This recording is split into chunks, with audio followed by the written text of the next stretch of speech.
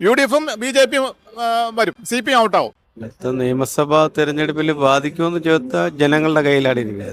ഇപ്പോഴും ജനങ്ങളാണ് അത് തീരുമാനമെടുത്തത്. പിന്നെ UDFിന് 500 പഞ്ചായത്തുകളും 168 പിന്നെ ബ്ലോക്കും കിട്ടിയത് അതൊരു വിജയമാണ്, വൻ വിജയമാണ്. നിയമസഭാ തെരഞ്ഞെടുപ്പിൽ LDF തന്നെ വരും. അത് വേറെ ഇത് കോർപ്പറേഷൻ തെരഞ്ഞെടുപ്പാണ്, അത് നിയമസഭാ തെരഞ്ഞെടുപ്പുകളിലാണ്. അതുകൊണ്ട് അത് LDF തന്നെ വരും ചാൻസ്. ഇങ്ങനെ പോയി കഴിഞ്ഞാൽ UDFും CPM കണക്ക് അസ്ഥാനത്താവും. എന്നുവെച്ചാൽ ഒരു നേതൃത്വ നിരക്ക് ഒരു കൂട്ടായ്മയില്ല, ഒരു ഒത്തൊരുമയില്ല, അങ്ങനെയുള്ള ഒരുപാട് പ്രോബ്ലം UDFിനെ സംബന്ധിച്ചുണ്ട്. വിജയം സാധാരണ ഉള്ളൊരു വിജയം തന്നെയാണ് വന്നിരിക്കുന്നത്, അല്ലാതെ കൂടുതലോ അങ്ങനെയുള്ളൊരു വിജയം വന്നിട്ടില്ല. CPM അടുത്ത വർഷം ഇങ്ങനെ പോവുകയാണെങ്കിൽ CPM കാണത്തില്ല. CPMന്റെ ഭരണം വളരെ മോശം, വളരെ ബാഡ്, വളരെ താഴ്ന്ന മറ്റുള്ളൊരു ഭരണമാണ്, വളരെ മോശം ഭരണം. ഇപ്പോഴത്തെ ഇതൊരു അടുത്ത നിയമസഭാ തെരഞ്ഞെടുപ്പിനെ ബാധിക്കും, ഷുവറായിട്ട് ബാധിക്കും, നല്ല രീതിയിൽ ബാധിക്കും.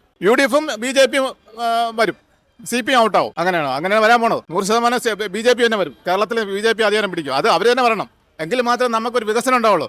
എന്ത് കാണി ഇവർ CPM തന്നെ 5 വർഷം ഇവിടെ ഭരിച്ചിട്ട് ഒന്നും ചെയ്തിട്ടില്ല അവർ. പക്ഷേ ഇവിടെ ഒരുപാട് പേർക്ക് പെൻഷനും കാര്യങ്ങളൊക്കെ റെഡിയാക്കി, നമ്മൾ കുറച്ച് വികസനമൊക്കെ റെഡിയാക്കിയെന്നാണ് അവർ പറയുന്നത്. അതെങ്ങനെയാണ്? അതിന് 4 ലക്ഷത്തി ഒരു കംപ്ലീറ്റും കടമല്ലേ, പെൻഷൻ എവിടെ നിന്ന് എടുത്ത് കൊടുക്കുന്നു? ഇപ്പം തന്നെ ശബരിമലയിലെ കംപ്ലീറ്റ് അവരെല്ലാം നടത്തിയ CPM കാരെല്ലാം നടത്തിയിരിക്കുന്നത് കംപ്ലീറ്റ്. അത് വിട്ടിട്ടല്ലേ ഈ പരിശീലനം ഇതെല്ലാം കൊടുക്കുന്നത്.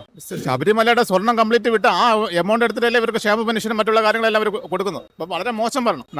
നല്ല പാർട്ടിക്കാർ വരട്ടെ. ഇന്നിപ്പോൾ 5 വർഷം കോൺഗ്രസ് ഭരിച്ച്, 5 വർഷം CPM ഭരിച്ച്, ഇനി പുതിയ പാർട്ടി വരട്ടെ. പുതിയ പാർട്ടി വരുമ്പോഴത്തേക്കല്ലേ ഡെവലപ്പ് ഉണ്ടാവുള്ളൂ. ഡെവലപ്പ് വേണമല്ലോ, ഒരു ഡെവലപ്പല്ലോ. ഓക്കെ, ജനങ്ങൾ നോക്കുന്നത് അപ്പോഴപ്പോഴ് നടക്കുന്ന ഓരോ ജനങ്ങൾക്ക് ദോഷം വരുന്ന കക്ഷി ഇലക്ഷന് നേരിടുകയാണെങ്കിൽ ആ കക്ഷി പരാജയപ്പെടും. അതായത് ഇലക്ഷൻ വരാൻ സമയത്ത് ജനങ്ങൾ ആ സാഹചര്യം നോക്കും.